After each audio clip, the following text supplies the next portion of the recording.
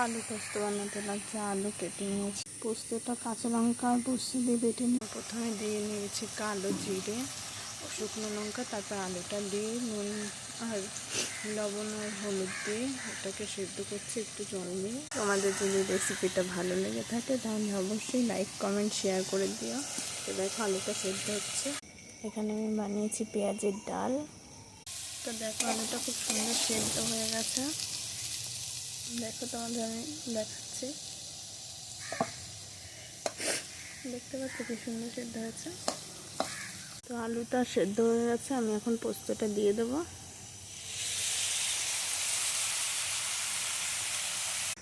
তো দেখো আমাদের আলু পোস্ত রেডি। লাস্টে একটু চিনি দিয়ে আমি নামিয়ে দিয়েছি, খুব সুন্দর হয়েছে খেতে। ঠিক আছে, তো তোমরাও ট্রাই করো, ভালো লাগলে লাইক কমেন্ট শেয়ার। ওকে, টাটা।